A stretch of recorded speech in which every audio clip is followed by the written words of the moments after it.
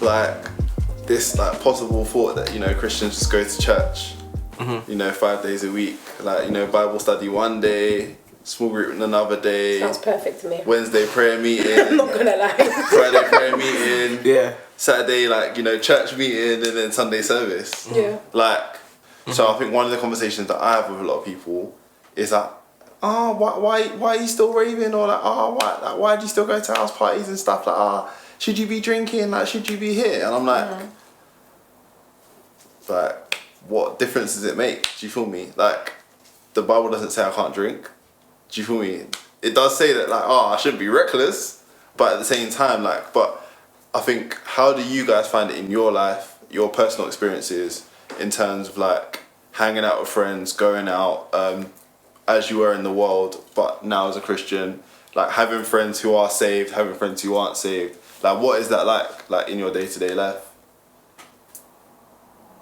If you're going to the club, yeah, and it's to clear this one up, but what are you doing there? What are you? Do you know what, Lord, please? Dancing. Yeah. Wait. Dancing like David danced. No. With all of When the spirit of No. But I think like, all right, if like, for me, I'm just thinking now, if it's a girls' night out, like my friends it's her birthday, she's like, oh, I want to go to, I'm leaving me, I'm just like, oh. Look at your face already. No. Because when I'm there, I'm just looking around, like, not because I'm trying to say I'm perfect or anything like that, but there's just things going on around me that I don't even like it. I don't, just making me just really uncomfortable. And I'm seeing all kinds of things, and it's like, my social battery runs out extremely quickly. That's why actually now my friends have just accepted me as I am. They don't invite, and I don't get offended, they don't invite me to those things anymore, because 5 minutes in, I'm just sitting looking around and I'm like, why did I even come here? So for me, I just want to ask anyone who does, and this is not me being judgmental, sincerely, but when you're going to like a rave, a club, what are you doing there? Like, what is, not Literally like, oh, dancing. what are you doing as in, oh, it's bad, but what are you actually For me, I would say, like, I don't like raving, I don't like clubbing, like, I'm just not that way inclined. I'd rather chill in my room, honestly. But as someone who likes to play music extremely loud, and you can ask my dad about this, you can ask anyone in his house about this, the club is like the perfect solution. Like, there's no one gonna be complaining about the noise. I can go and stand there and just vibrate on the wall and just literally. the speaker be humming us. Yeah, literally. The bass goes. Just be there and let the bass wash over me through all the different surfaces. And like, it's just a nice place to be sometimes for me, because I like being surrounded by music, you know what I mean? So that's one reason someone could be in the club, you know? I think I'm kind of like, when you were saying that, people think Christians do this and don't do that. For me, I was like, yeah, because I'm literally somebody who does all. I am at every prayer meeting. I have my own girls' prayer night, I have my own girls' small group, and then I have church small group, and then I'm at church. And I do all of those things, and I'm also a party animal. I didn't change my going out lifestyle much apart from the type of place I go out. And the reason is, I think as a woman, particularly as well, I was quite violent before I was a Christian, when I lie. When men used to touch me, I'll slap you. I do not like being touched without my permission, right? Sorry, Jesus, but you know you wash me clean. So them hands. for me, You got a hand. You catch them hands. in all seriousness, I do not like being touched without permission. I don't like men coming up to me, behind me, and pressing their excited, going up against my backside. I am not here for any of that. So for me, there's certain places that play music that I still love, but I have to enjoy it in my yard with my girls, because I can't go into the type of places and events and the nights that play that type of music invites a certain type of crowd. And that certain type of crowd are not, a bag of them are saying they're Christian, but a bag of them are not Christian. I cannot vouch for those people there. Therefore, I cannot control their behaviour. If they behave in a way towards me that will anger me, I may sin. I'd rather not sin. Do you know what I mean? As far as I can, I'll try my hardest not to sin. So because of that, I just won't go to certain nights out. I will still go out. until 2, 3 a.m. But I'm not gonna go, like, I don't even want to say their name. Actually, no, that's not nice. Since we filming, there are places that are very popular. Whose set list is my vibe, but I'm not going. I would much rather go to a jazz club. I'd rather go to a gig. I'd rather go see live music. That was my vibe before. It's still my vibe now. I can still enjoy myself to the full doing those sorts of things. I tested the waters in February before lockdown. I went with my girls winter carnival in Brixton. Lord God have mercy. Listen, you can cut this out, Tove, yeah? I'll tell you this story, yeah? So I'm dancing like a dancing somebody. Me and my friends. It's soca. Obviously, it's Brixton Indoor Winter Carnival. So it's soca, it's bashment, it's all of the. It's all of this week. Yes, and it's a live event, but I don't know if I'm gonna go again. Anyway, so I was dancing with the girls. The club started to get a bit packed up. Dancing. I feel a hand around my waist. I said, Lord, make me an instrument of your peace, yeah? I said, I have my waist, and then somebody breathing their hot breath in my ear, talking about, why don't you back it up? I said, me brother. I can't lie. Instead of saying instruments of peace, I'll be like, God, these hands. What did they say? The Lord God has called these hands. These hands for war. I'll be reaching for the infinity gauntlet. That's what I'll be doing. I can't lie. But you know, like as a woman, it's not just the thing of not wanting to sin, but it's also the thing of you have to watch your mouth and watch what you do, because you can get beaten up in these streets. People is crazy. So anyway, I said to him, no, thank you. I wouldn't like to back it up. I think I actually said it like that as well. It was like, why don't you back it up? I was like, no, thank you. I wouldn't really like to back it up. Anyway, he was like, why not? Now that for us, because how I know Jesus be working on me, child, because that question before would have caused me to get angry. Because what do you mean, why not? I said, no, innit, get out. Why are you still touching me? Anyway, he said, okay, but for real, why not? I said, because I'm a Christian. This is what man said to me, yeah. So I'm a Christian too. No, don't mind him. It was even worse than that. How could he said, yeah, that's calm. What? Back up, we could talk about Genesis and them, man. I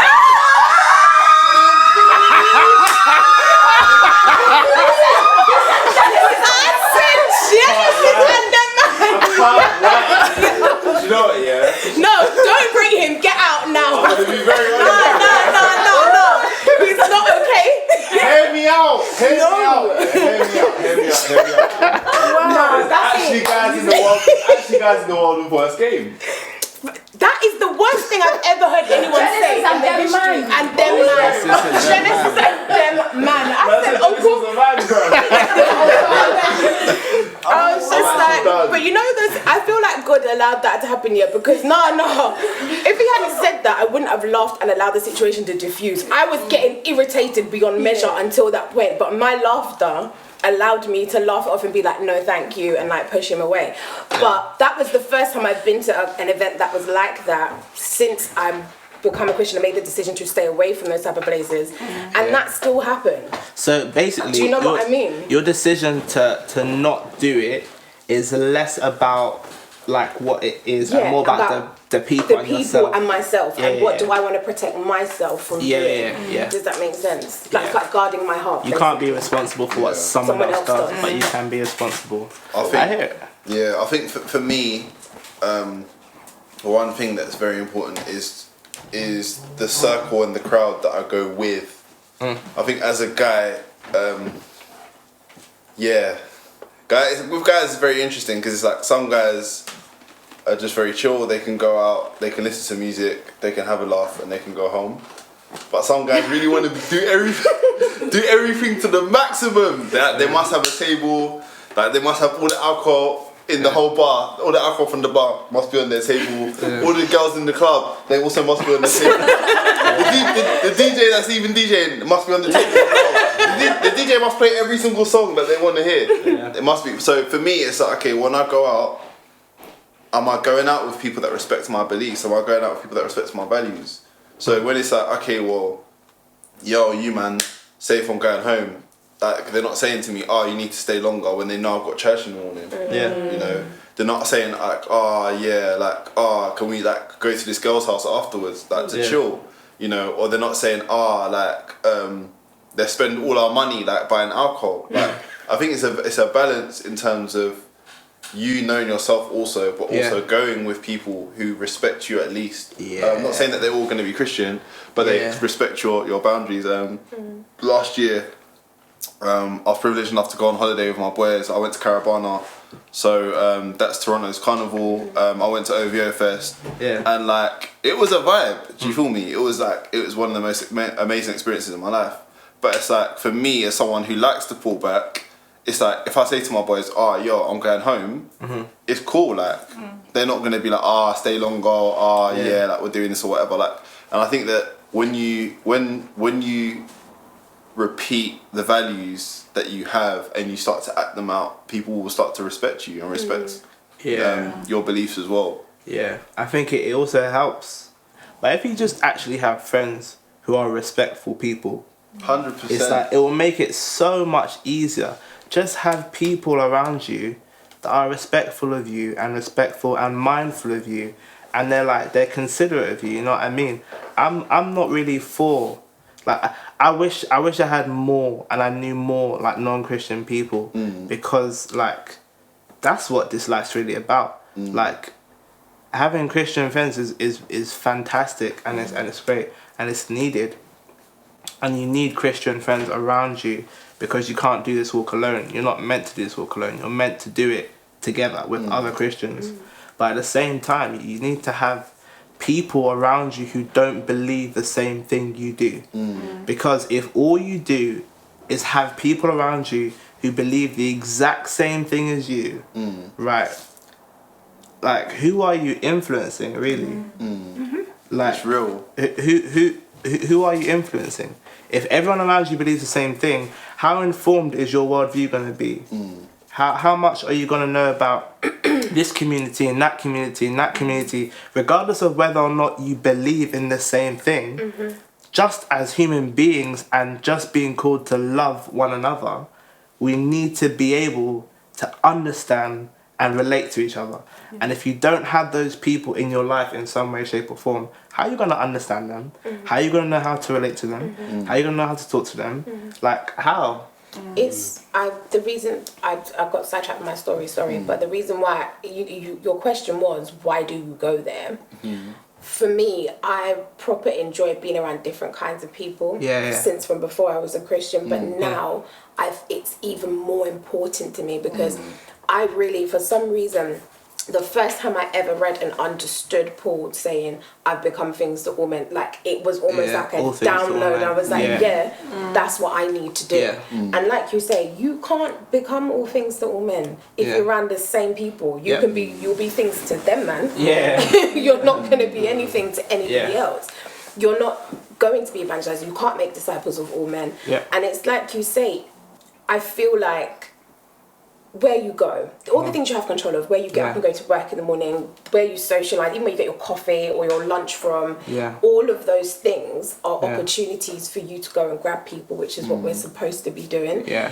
Your life cannot be full in Christ without evangelising, without being the salt. You can't be the salt if no one can taste it. What is the point in being the salt in a shaker on the table when the rest of the world is out here? That doesn't make no sense. You have to be somewhere where that needs seasoning. Come on, you need to be able to sprinkle yourself all over. So like things like going on holiday, when people say things like, I'm not going to that place because a lot of people go there and party. Bruh. And so, you don't have to join in with whichever hikihaga you're seeing there, you know. If you know that because the flesh is weak, and I hear it, if you know that you're too weak, but if you know that your faith is at such a point and you have such faith in God that when you ask him to provide a cover for temptation, you know he will do it for you, then what's your excuse? At that point, you're just trying to separate yourself from each other. You have to be all things. I feel like it's a heart posture thing as well. You have to have the desire to want to be all things to all men. It's not, you can't just say it. When pastor prays it in church, you can't just be like, yeah, that's a good point, pastor. Because God will not be mocked. He knows your heart and he will know if you are sincere or not. And the fruit will be in your life.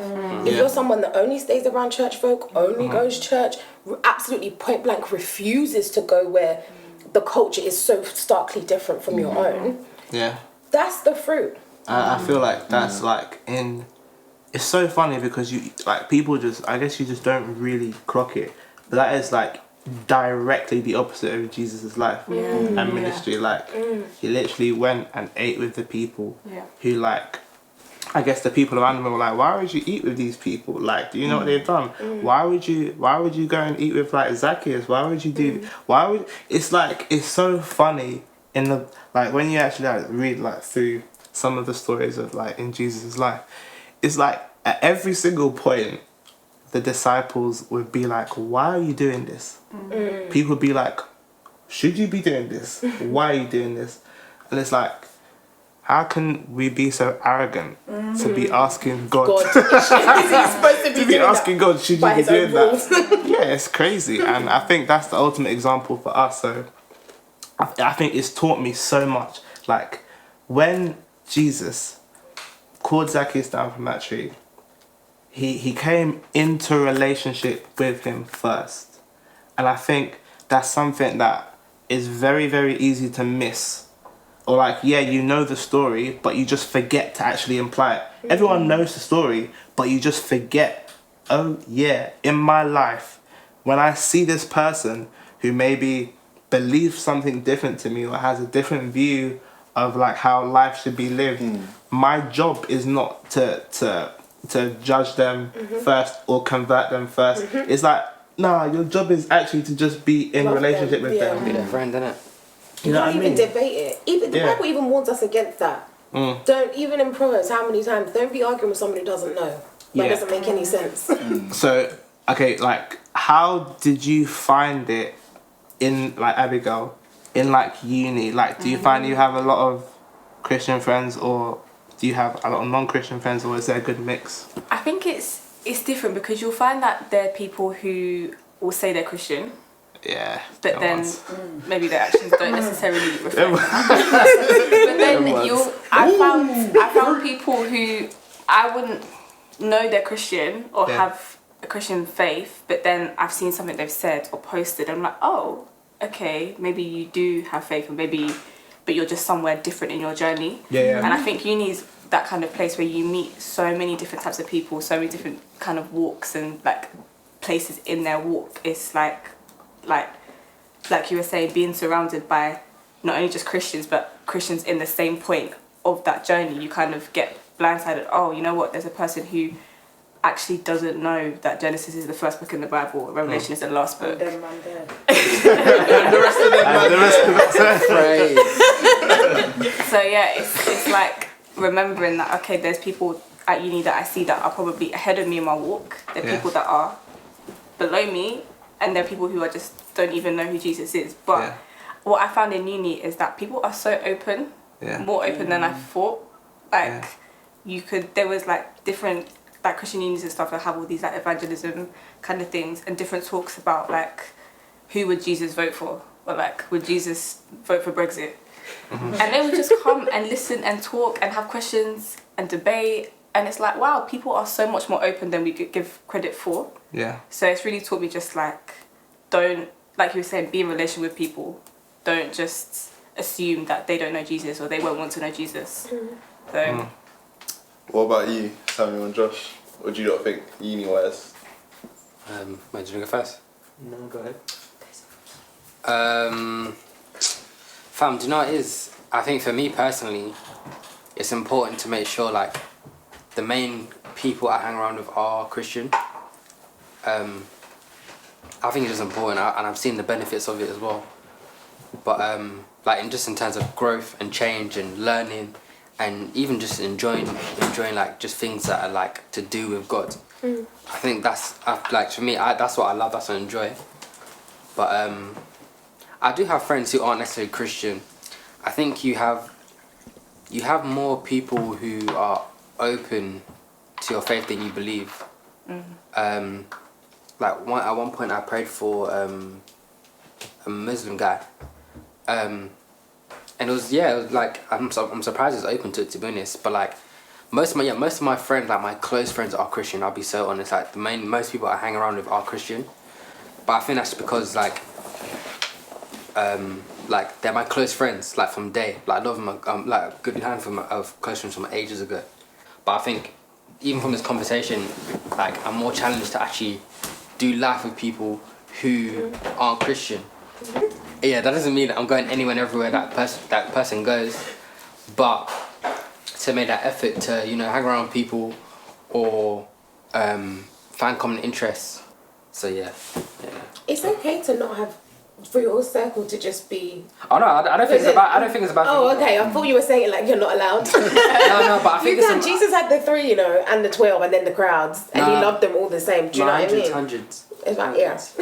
What about you, Samuel? I'd say my uni experience has been pretty much opposite. I knew no one going to the city, or no one in the city that I was moving to, which is Leeds, and it's far from home. And I'm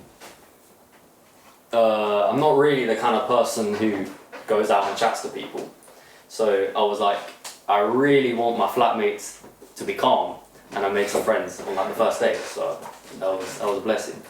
So I'd be hanging around with non-Christians, but just chatting to them about Jesus so much, just because it was it's the thing that I'm pursuing. So how could I not really be talking about it when I can?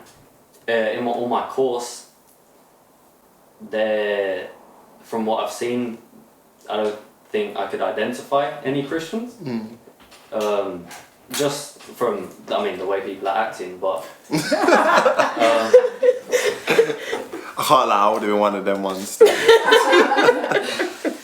I think like with this whole thing, there's so much more power in your actions than your words, because I can say I'm a Christian, but my actions are completely different. And I think with uni, like, you know, I don't think unless I've been asked, you know, I'm not going into my lectures saying I'm a Christian, but like, if someone says, oh, can you come to this place on this day? I'm like, no, actually, I've got church, or I've got a small group, or I have to go back to prayer meeting, or something like that.